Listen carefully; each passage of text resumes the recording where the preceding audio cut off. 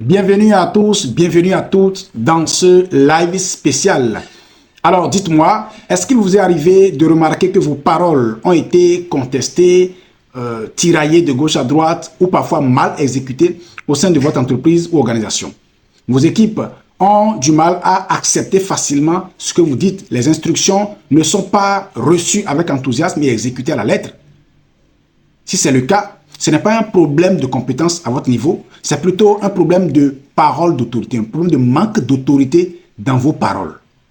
Si vous devez vous expliquer longtemps, vous devez parler, convaincre, essayer de parfois supplier les personnes avant que vos décisions ne passent, c'est parce qu'il y a un problème de parole d'autorité. Vos paroles n'ont pas de poids, n'ont pas de puissance nécessaire pour rallier les gens à votre cause le plus vite possible. Les vrais leaders ne lèvent pas le ton avant d'être suivis. Ils parlent très peu, mais leurs paroles ont tellement de puissance, tellement de poids, qu'il est difficile de les ignorer. Ce pouvoir s'acquiert, ça s'apprend. Oui, et c'est de ça que nous allons parler dans ce live. On m'appelle Roméo Kango, je suis coach en leadership, je suis consultant spécialisé en croissance des entreprises, notamment la performance et la productivité des organisations et entreprises. J'ai eu le privilège de travailler avec plein d'entreprises, que ce soit en Europe, au Canada et aussi en Afrique. Et aujourd'hui, c'est pour moi un plaisir de pouvoir partager ces clés avec vous, ces clés très importantes avec vous pour travailler votre langage d'autorité. Nous allons voir comment parler de sorte qu'on puisse vous suivre sans résister, sans discuter. Parler de sorte qu'on puisse vous suivre sans discuter. C'est de ça que nous allons parler. Alors, l'objectif, c'est de pouvoir amener chacun de vous, que vous soyez dirigeant, chef d'entreprise, entrepreneur, CEO, manager, ou des personnes qui aspirent à des postes d'influence dans la politique ou ailleurs. Vous allez pouvoir maximiser ces clés de communication efficace pour pouvoir amener, rallier les personnes à votre cause, de sorte que chaque fois quand ils vous écoutent parler, cela déclenche en eux la conviction, l'adhésion et le passage rapide à l'action sans contestation ni résistance. C'est de ça qu'il s'agit. Vous avez besoin de cela. Si vous êtes à la tête d'organisation ou à la tête d'une entreprise, vous êtes à des positions d'influence, l'arme la plus redoutable que vous avez, c'est votre parole. Ce n'est pas vos diplômes, ce n'est pas vos muscles, c'est plutôt votre parole. Il faut que votre parole ait du poids. Quand vous parlez, vous donnez des ordres, cela puisse être écouté, exécuté sans résistance. Vous en avez besoin. Plusieurs personnes remarquent à leur position de leadership, à leur position dans leur entreprise ou dans leur organisation, que cela leur fait défaut. Et ça crée vraiment de difficultés dans l'atteinte des objectifs. Cela doit être corrigé le plus vite possible. Et heureusement, j'en parle avec vous aujourd'hui. Alors, concrètement, quand on parle de langage d'autorité, c'est quoi? C'est quoi en fait? Que comprendre de l'expression langage d'autorité? Ce n'est ni la domination, ni la manipulation. Pas du tout. Quand on parle de parole d'autorité, ça parle d'alignement entre votre posture, vos paroles, vos intentions et votre conviction. Je répète, quand on parle de langage d'autorité, c'est un alignement entre votre posture, vos paroles, vos intentions et votre conviction. Très important. Et ça passe par trois filtres essentiels, la clarté, la cohérence et la conviction. Clarté dans votre communication, clarté dans les mots que vous employez, cohérence entre ce que vous dites et ce que vous faites, et notamment la conviction qui a rapport à vos croyances et à vos valeurs. Il est important de développer votre parole d'autorité, sans quoi vous risquez de passer pour un leader piètre, un piètre leader qui n'a vraiment pas de poids et à qui on peut résister comme on veut. Cela alourdit votre organisation, ça empêche l'atteinte des objectifs et finalement, vous risquez votre poste, vous risquez votre entreprise. Et ce n'est pas bien. Ce n'est pas bien. Je vais partager avec vous aujourd'hui 5 piliers, 5 clés importantes pour pouvoir développer votre parole d'autorité, c'est-à-dire accroître la puissance, l'autorité de vos paroles. Le Seigneur Jésus a dit, par vos paroles, vous serez justifiés et par vos paroles, vous serez condamnés. Et cela se voit tous les jours. Par votre parole, ce n'est pas la puissance qu'il y a dans votre parole que les gens s'exécutent rapidement quand vous donnez des instructions. Si votre parole ou vos paroles n'ont pas de poids, n'ont pas d'influence, il vous sera difficile d'être avec des personnes, avec des partenaires qui vous comprennent et qui vont dans le sens de votre vision. Or, un leader, c'est celui qui est capable de fédérer des hommes, leurs énergies, leur temps, leur argent, leur capacité, leurs relations à sa vision pour l'amener à concrétisation. Vous avez besoin vraiment de ça. Avoir une parole d'autorité qui déclenche l'adhésion, qui déclenche la compréhension, qui déclenche le passage à l'action sans résistance. Voilà. Alors, concrètement, 5 clés. Ces 5 clés que je vais partager avec vous sont très importantes. Ça m'a aidé, ces 5 piliers sont très importants. Ça m'a beaucoup aidé dans mon parcours. J'ai vu plein d'entreprises en train de vaciller vers l'échec, en train de vaciller vers la fermeture. Pas à cause du produit, pas à cause de la clientèle, pas à cause du marché, mais à cause du management, de la qualité de leadership qui est à la tête de ces entreprises. Et quand nous avons corrigé cela, ça a vraiment aidé les choses. Ça a vraiment décuplé la capacité, l'influence donc du leader. Et exactement, puisque la capacité du leader a été décuplée, ça a répercuté sur les résultats. C'est de ça que vous avez aussi besoin. Alors, première clé ou premier pilier pour monter, pour accroître, pour développer la puissance de vos paroles, pour développer ou pour vous conférer l'autorité dans la parole. La première clé, c'est votre posture. La clé de la posture. OK?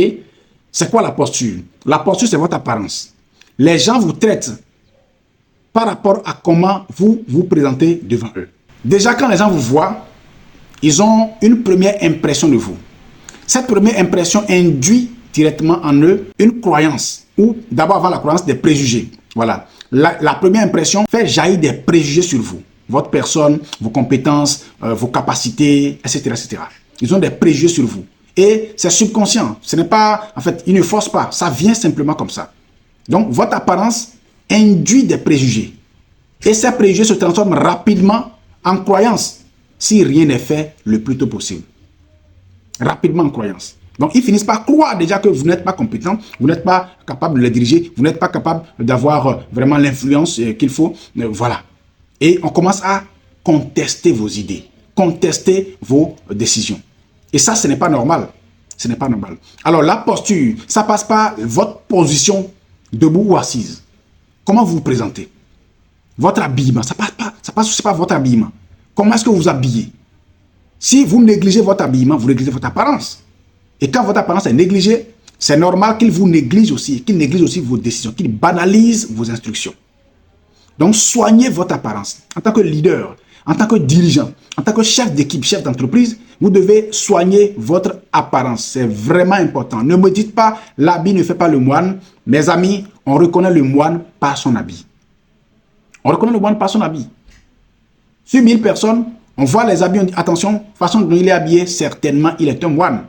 C'est en s'approchant de lui qu'on peut voir que voilà, c'est pas un moine ou pas. Mais d'abord, l'apparence distingue. OK? Donc, votre habillement, votre posture, votre manière de vous présenter est vraiment importante pour pouvoir induire en eux l'autorité que vous incarnez. Très important. Deuxième clé ou deuxième pilier, rapidement, ça s'appelle le vocabulaire du leadership. Le vocabulaire de leadership. Déjà, les mots que vous employez, les phrases que vous sortez, les expressions que vous employez ont du poids par rapport à la compréhension, l'adhésion que les gens ont à la suite de votre discours ou de votre communication. C'est vraiment important. Très, très important. Vous devez éviter à partir d'aujourd'hui les expressions comme « je pense que »,« peut-être »,« je ne suis pas sûr de »,« il me semble que »,« il paraîtrait que ». Non. Vous devez communiquer avec des données factuelles. Très important. Et dire exactement ce que vous voulez qu'on fasse. Voici la direction à suivre. Voici les directives. Voici l'objectif à poursuivre. Voici les résultats attendus. Ce que nous allons faire, c'est cela. Vous voyez, c'est comme ça qu'il faut parler. Il ne faut pas dire « je pense que »,« il me semble que ». Non. N'ayez pas un vocabulaire hésitant. C'est suicidaire pour votre leadership et pour votre influence. Ce n'est pas normal. OK? Donc, parlez droit, ayez une posture droite, mais aussi un vocabulaire de leadership. Cela implique aussi, un vocabulaire de leadership, ça implique aussi le rythme et le ton avec lequel vous communiquez votre langage. Vous communiquez votre idée, vos instructions et tout ça. Okay? Ayez un ton calme et posé. Parlez calmement, parlez posément. Soyez droit, soyez direct, soyez clair dans votre communication. C'est vraiment important. Faites preuve aussi de pauses par moment, ok? Des pauses stratégiques pour vraiment attirer leur attention vers vous. C'est de ça qu'il s'agit. Donc, voilà la deuxième clé. Le second pilier, donc, ayez un vocabulaire de leadership efficace. C'est très important. Alors, troisième pilier ou troisième clé, ça s'appelle la structure de votre message. La structure, la manière dont vous structurez votre message est très importante pour favoriser l'adhésion et surtout briser toute résistance. Le live passé, du mercredi, j'ai parlé de la structure STAR. La structure STAR, c'est-à-dire S-T-A-R. Situation, tâche, action, résultat attendu. Très important. Les gens adhèrent à votre proposition, à vos décisions, à vos instructions rapidement lorsqu'ils notent qu'il y a de la structure. Lorsqu'ils notent que, en fait, quand vous parlez, il y a une logique à suivre. Ça oblige leur concentration à pouvoir adhérer à votre logique. C'est ça. Donc, de manière claire, situez ce que vous voulez qu'on fasse. Donnez une idée claire de la situation. OK? Contextualisez les choses de manière claire. Qu'on sache exactement où est-ce qu'on va, dans quel contexte nous voulons faire ce que nous voulons faire. Soyez clair, soyez direct, soyez le plus clair possible. Ça, c'est S, situation. T comme tâche. Qu'est-ce qu'on va faire? Qu'est-ce que chaque département est amené à faire? Qu'est-ce que chaque manager ou qu'est-ce que chaque directeur est amené à faire? Situez les tâches de manière claire et directe. Et précisez quelles sont les actions que chaque personne a à exécuter. C'est important. Ne soyez pas flou dans votre langage. Ce n'est pas bon pour votre leadership. Parlez clarté, parlez direct, spécifiez les actions que chacun doit pouvoir mener. Lorsque les actions ne sont pas spécifiées, attendez voir des résultats flous, à des comptes rendus qui tardent à venir, les rapports qui ne viennent jamais parce que justement, on n'a pas pu exécuter. Attendez-vous aussi à des contestations à la fin de votre communication. On va commencer à vous poser des questions parce que simplement, on n'a pas compris ce que vous avez dit et ça va commencer à pousser en vous des sauts d'humeur. Parce que vous allez vous dire, mais écoute, ça vient encore reprendre aujourd'hui. Ils ont toujours la tendance de me contester. Je ne suis pas d'accord, je vais les virer. Non, ce n'est pas une question de virer les gens. Vous avez besoin de leurs compétences. Vous avez besoin de leur association à votre vision pour son accomplissement. Alors, vous devez revoir votre capacité, votre manière de communiquer. C'est important. Donc, spécifiez de manière claire les actions que chacun doit mener. Et mettez de la lumière sur le résultat ou les résultats que vous attendez. Donc, STAR, S comme situation, T comme tâche, A comme action et R comme résultat. Vraiment important, très important. Quand vous communiquez comme ça de manière structurée, ça aide à pouvoir suivre votre logique et au moment où vous allez réclamer des retours, vous aurez vraiment de bons retours. Voilà. Quatrième pilier ou quatrième secret ou quatrième clé, c'est le langage non verbal. Mes amis, nous communiquons, mais savez-vous que plus de 70% du message que nous véhiculons, de ce que nous envoyons comme communication dans la tête des gens, plus de 70% passe par le non verbal. Ce n'est pas ce que vous avez dit en fait, qu'ils comprennent. Non. Au-delà des mots que vous employez, d'ailleurs les mots que nous employons sont moins de 30% de ce que nous adressons comme message. C'est prouvé, c'est la science qui l'a prouvé. Ok? Il y a la communication non verbale, il y a ce qu'on appelle le langage non verbal. Il est important de tourner, de soigner votre langage non verbal, de faire en sorte que le non verbal puisse vraiment aller en votre faveur. Le non verbal, ça passe par quoi? Ça passe par votre posture, votre regard, ce que vos mains font, les tics de votre visage. Tout ça, ça parle en communication. Surtout quand vous êtes un leader. Vous êtes devant des personnes que vous voulez influencer. Vous voulez les amener à vraiment coopérer avec vous, passer à l'action de manière efficace. Vous êtes un vendeur. Vous voulez vraiment closer des personnes. Vous voulez les amener à changer leur mindset ou bien à valider votre offre et à prendre votre offre à bras le corps. Vous allez pouvoir développer ces capacités-là.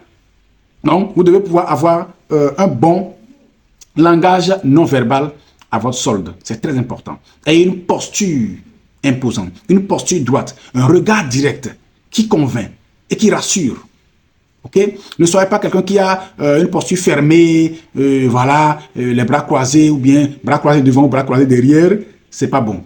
Ça ne libère pas l'influence du leader qu'il y a en vous. C'est ça. Ayez des mains visibles. Soyez droit.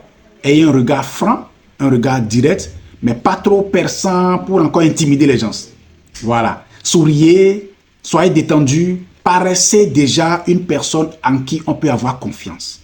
Le non-verbal est très essentiel. Soyez droit, ne soyez pas courbé, n'ayez pas les épaules, voilà, comme ça. Non, soyez détendu, soyez droit, soyez direct et parlez avec conviction.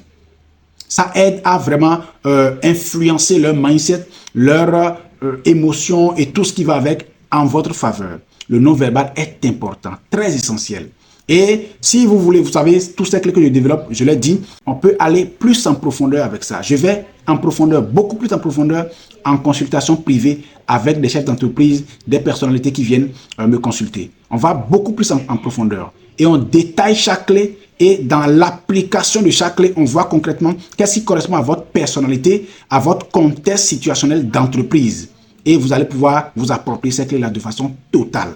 Donc, si c'est cela, votre ambition, votre désir, il y a un lien dans la description. Cliquez simplement, c'est un lien de prise de rendez-vous. Ce n'est pas un lien de vente, c'est un lien de prise de rendez-vous. Nous allons pouvoir communiquer, discuter sur votre situation claire et voir avec vous concrètement quel style de langage d'autorité vous allez pouvoir adopter, quel style de leadership vous allez pouvoir adopter pour décupler vos résultats et influencer efficacement vos équipes. Donc, la posture ou le langage non verbal, la posture non verbale ou le langage non verbal est vraiment important, très important dans votre parole ou dans votre langage d'autorité. Voilà. Évitez surtout les gestes nerveux, les regards fuyants, les regards en mouvement, les yeux en mouvement vers le bas ou de côté. Vous évitez de regarder les gens dans les yeux. Évitez ça. Évitez ça. Parce que ça communique. En fait, ça leur dit déjà, si votre regard est fuyant, vous regardez à gauche, à droite, que vous n'avez pas confiance en vous ou que vous n'êtes pas sûr de ce que vous dites. Et déjà, ils commencent à mettre du doute sur vos paroles et la contestation peut survenir simplement comme ça. Voilà, très important. Soignez le non-verbal. Très, très, très, très important. Alors, dernière clé, la clé de la maîtrise des émotions. Clé numéro 5 ou pilier numéro 5 pour décupler le pouvoir ou la puissance de votre parole. Okay? Pour développer en vous un langage d'autorité. C'est la maîtrise des émotions. Je parle maîtrise des émotions, je parle de vos émotions et des émotions des autres à qui vous parlez. Très important. Déjà, au niveau de votre émotion, ne soyez pas agressif. Soyez une personne autoritaire, okay? Une autorité, incarnez vraiment une autorité. Maîtrisez-vous, vous-même d'abord. Ça part de vous. Maîtrisez-vous. Okay? Vous devez pouvoir développer la capacité d'être calme, pépère, détendu, relax, même au beau milieu des agressions, au beau milieu de la contestation, au beau milieu des vacarmes les plus fous. C'est important. C'est vital pour votre leadership. Vous devez être calme et détendu, même quand il y a de l'agressivité, même quand il y a de l'opposition au milieu de vous. C'est vraiment important. Donc, ce sont des clés, ce sont des clés qu'on développe, ce sont des outils qu'on développe en développement personnel. Il y a des sessions privées pour ça. Vous pouvez en bénéficier si simplement vous prenez un rendez-vous avec moi. On va en parler. Comment vraiment maîtriser vos émotions. Quel que soit ce que vous traversez, vous devez pouvoir être efficace. Efficace dans votre gestion, dans votre leadership au sein de l'entreprise. C'est très capital. Très capital. Donc, vous devez développer le calme, même dans la pression. Vous êtes dans la pression, mais vous n'êtes pas sous pression. Quelles que soient les émotions qui vous traversent, vous devez pouvoir les maîtriser de manière efficace. Donc, maîtriser vos émotions, développer le calme. Ça passe par l'exercice de respiration, pleine conscience, maîtrise des émotions et tout ça, maîtrise de votre esprit. Donc, il y a des exercices pour ça, des exercices réservés aux dirigeants de façon spécifique et on les entraîne dedans. Il y a un parcours qu'on fait et c'est en cela que vous voyez des grands hommes d'affaires, des grands dirigeants, des grands chefs d'entreprise, chefs d'État, politiciens et consorts, ils sont vraiment calmes. Quel que soit ce qui se passe autour d'eux, ils sont calmes. Ils développent une certaine maîtrise extraordinaire. Ça s'apprend, ça se développe. On ne naît pas avec ça. Donc, vous devez apprendre à développer cela. Développer vraiment votre maîtrise au niveau de vos émotions. Ça part de là. Deuxième aspect de cette clé, c'est qu'il faut arriver à maîtriser les émotions des autres. Très important. Très important. Oui, ça se fait. On maîtrise l'émotion des autres. Par exemple, est-ce que vous êtes rendu compte une fois où vous étiez à la salle de réunion, vous dites non, ben écoute, si le boss vient aujourd'hui, on va lui dire les 4 vérités. Nous, on n'est pas d'accord avec ça, on n'est pas d'accord avec ça. Et vous étiez vraiment chaud.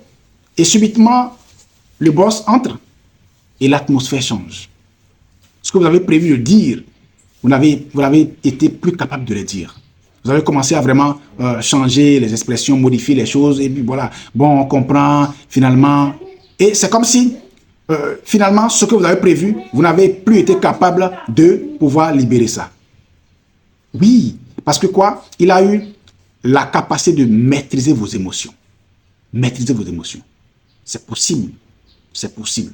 On peut maîtriser l'émotion d'une audience qui est devant nous. Ça se fait. Ça s'apprend.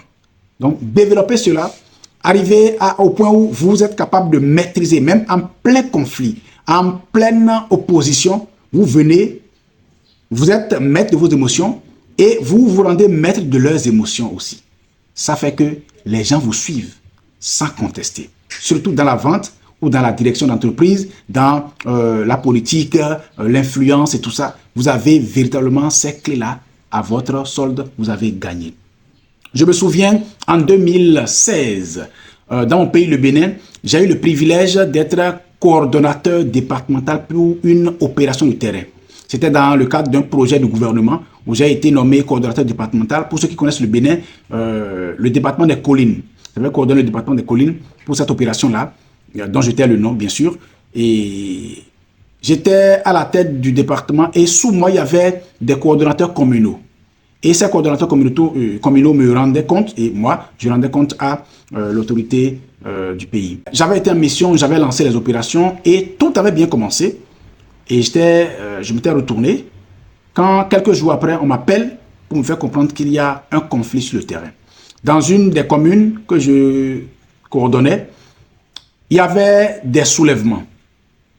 L'opération a été rapidement transformée en politique et des camps politiques, vous connaissez nos pays africains, des camps se sont levés, des camps de partis politiques opposés se sont levés et ils ont commencé à contester l'opération sur le terrain et il y a eu blocus. On m'a appelé, on m'a dit, depuis 2 jours, ça ne va pas, tout est bloqué sur le terrain, il faut que tu interviennes. J'ai dit, ok, déjà, donnez-moi les noms des ténors des contestations dans chaque camp. On m'a envoyé les noms et j'ai dit, ok, j'ai pris des renseignements sur eux, je savais déjà un peu leur profil. J'ai pris la voiture, j'ai dit, ok, chauffeur, allons-y. On était allé, je les ai fait asseoir. J'étais totalement relax, pépère, détendu, totalement détendu. Et il faut comprendre, j'ai utilisé ces mêmes clés comme je l'ai dit. J'étais bien habillé, habillé en autorité. J'avais même un cousin qui était arrivé et puis il m'a pas reconnu en fait. Il ne m'avait pas reconnu. J'ai dit, mais c'est moi. Il dit, ah, mais vraiment, hein, j'ai dit, non, mais c'est compte tenu de la situation. Ok? J'incarnais l'autorité. Il faut que je me présente comme une autorité véritable. J'étais très bien habillé. J'étais allé, et puis je les ai fait asseoir dans la salle de réunion de la mairie. J'ai dit, ok, une partie de ce côté, l'autre partie de l'autre côté. Je les ai écoutés. J'ai écouté les ténors des 2 parties et pendant qu'ils parlaient, j'ai noté le type de vibration émotionnelle que chacun émettait. Et j'ai eu le temps de les canaliser et de les retourner en ma faveur. Et quand j'ai pris la parole, quand j'ai commencé à parler, déjà leur posture commençait à changer. Leur posture commençait à changer. De résistant à coopérant. Et avant que je ne finisse de parler, ils étaient totalement en train de hocher la tête, en signe d'approbation, de respirer profondément et tout ça. Et quand j'ai fini de parler, ils se sont pris dans les bras, ils ont commencé à se saluer, se prendre par les mains, se prendre dans les bras. Et il y avait eu une collaboration totale des 2 parties pour la réussite de mon opération. C'était des postes à pourvoir et ils discutaient les postes. Et j'ai dit, ok, maintenant qu'il y a compréhension, je reprends le monopole des postes à pourvoir. Et j'ai réparti j'ai pris le dispatching en main, j'ai réparti les postes à pouvoir et il restait un certain nombre de postes. Il dit, qu'est-ce qu'on va en faire? Ils ont dit, non, ben écoute, coordonnateur, on te le donne. J'ai ces postes à pouvoir comme tu le voudras. Vous voyez ça? Et c'était véritablement, c'était la gaieté et tout. Et à la fin, quelqu'un nous a proposé d'aller dans son restaurant pour manger et tout. On m'a offert des salles. Il y a un autre dirigeant, un leader d'opinion de la commune qui avait un motel. Il m'a offert des chambres et tout. Il dit, ben, écoute, tu peux passer les nuits, le nombre de nuits que tu veux ici. Chaque fois que tu viens dans notre commune, viens dormir ici. J'étais vraiment gâté à la résolution de ce conflit de terrain. C'était un exemple palpable pour vous montrer comment est-ce que votre parole, quand elle a du poids, elle est capable de régler les choses en votre faveur, de tourner les choses en votre faveur et favoriser l'adhésion, l'accompagnement et surtout la validation de tout ce que vous allez dire dans votre entreprise, au sein de l'entreprise ou bien de l'organisation que vous dirigez.